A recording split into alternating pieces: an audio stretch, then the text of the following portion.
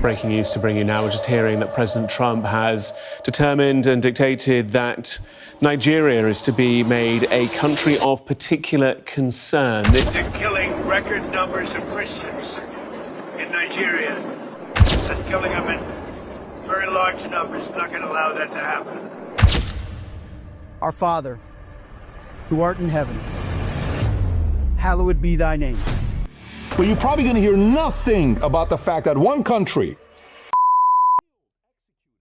more persecutions towards Christians than any other countries around the world combined. 32 Christians in Nigeria are killed every single day. As a matter of fact, 2023, I saw this one with my eyes. This attack happened 22nd, 23rd, 24th, 25th, 26th on the Christians in Boko. I'm not a Christian, but they are systematically killing the Christians in Nigeria. They've killed over 100,000 since 2009. They've burned 18,000 churches. This is so much more. These are their Islamists, Boko Haram. In the first 7 months of 2025, more than 7,000 Christians were killed across Nigeria and nearly 8,000 abducted in the same span. That number is not a rumor or a political slogan. It is what watchdogs and multiple local reports have recorded: thousands of deaths, thousands more abducted, entire community emptied. 1,800 have been abducted since 2009, and 185,000 Nigerians have been killed, 125,000 Christians. In the African nation of Nigeria, millions of Christians are persecuted by Islamic terror groups. This is not an abstract tragedy. It's happening now, in villages, in highways, in places where people believed they were safe. If you want to understand the scale, start with a simple fact: 30 Christians killed every single day on average. Christians in Nigeria are one such people group. There was a report that came out today that found that 32 Christians in Nigeria are killed every single day. Remember, as we continue watching, while we break these numbers down and show you they are not just exaggeration but pure facts, let's dive into the names, dates that follow up these numbers immediately. But before we ride on, don't forget to like and subscribe.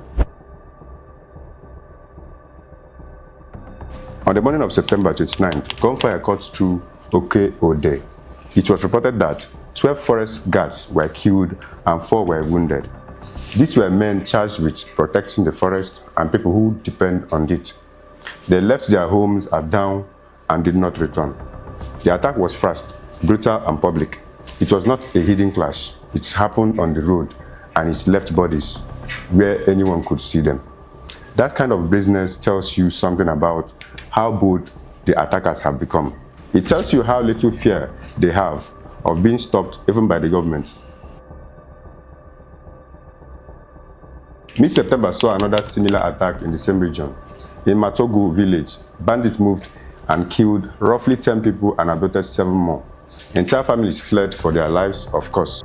I lost about 13 people and 5 people adopted. About 5 people are in the hospital presently. Villagers who once walked to the market began staying inside because you cannot tell where they will be attacking anytime soon. These were not isolated bandit strikes for loot alone. The attacks mixed murder with kidnapping, a combination that terrorized a community. You do not only lose loved ones in instants, you live afterward under the weight of what might be taken next. Back in June, this incident brought one of the most painful scenes of the year. In Yawata, Benue State, a nighttime raid left scores of Christians dead. Reports of that massacre vary in number, but dozens to hundreds of people were slaughtered and their homes burned down in that same night. Survivors were left to bury relatives in death while the army and police moved slowly, not at all. Yawata was not one-off strategy.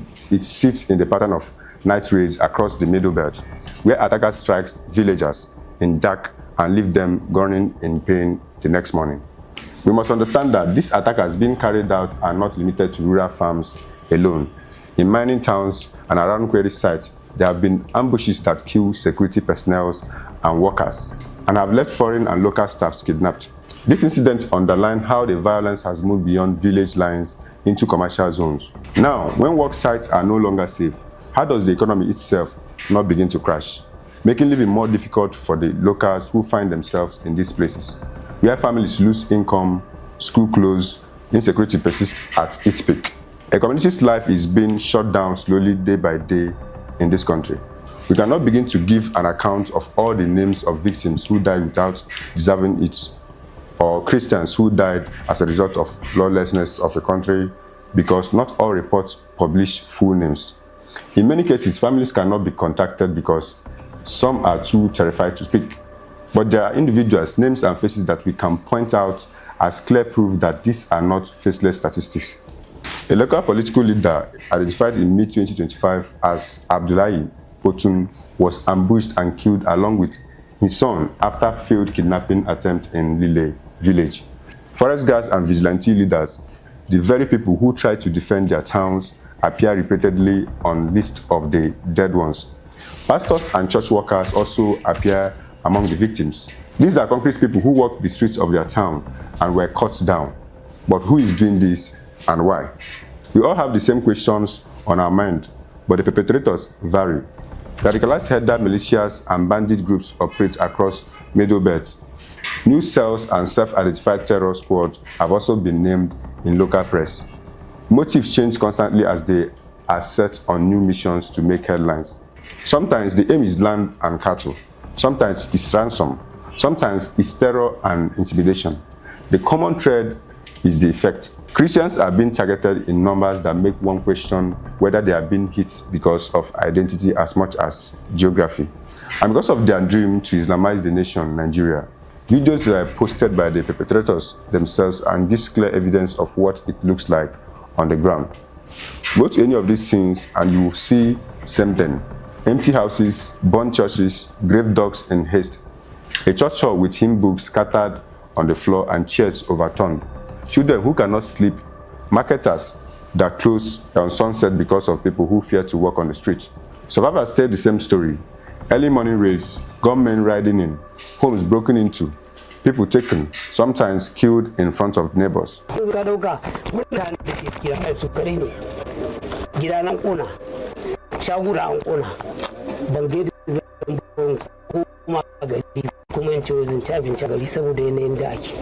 Villagers call the police. The police arrive late or do not arrive at all. The attackers are gone by the time reinforcement comes. The pattern is repetition, over and over again. More than a decade ago, in the year 2014, Tinubu, who is now the President of Federal Republic of Nigeria, wrote on Twitter, condemning the slaughter of worshippers and said the killings were evidence of failed governance and the incompetence of Goodluck Jonathan to lead the nation. Today, under his watch, the death tolls have soared. The evidence is clear. Condemnation without effective protection is non-consolation. It's a record that must be judged. If words in the past were sharp, actions in the present must be sharper. But nothing has changed. We only notice the same patterns of failure. Failures in the sense that state response has been predictable and inadequate. Troops are sometimes deployed only after bodies have been buried. Promises are made by officials in press conferences, then the same communities are attacked again. Where local vigilantes and forest guards used to stop small raids, those guards are now being hunted and killed. The state loses its first lines of defense, and the communities that counted on the state defense are left vulnerable. This is not only a story of attacks, it is a story of institutions that cannot or will not adapt fast enough to protect the people. It's convenient to call all this banditry and move on. The term hides differences that matters. Banditry for money is different from the campaign that seeks to destroy a community and drive out worshippers. When attackers show up repeatedly at Christian congregations, when they kill pastors and church leaders, when they target villagers known to be Christians, then the pattern shifts from criminality to targeted violence. This distinction matters for how the country responds to. It also matters how the world sees Nigeria in general. The dead are counted and then we forget them, but they live in pain months after months for what we have lost. Children stop schools and mothers start walking longer distance to find food. Men who once harvested farms now sleep in forest shelters, while neighborhoods that were once Christians are now empty or occupied by new faces. Cultural institutions evaporate. Funerals happen 6 times in a single week in certain towns. Having said all that, this moment calls for urgent concrete steps.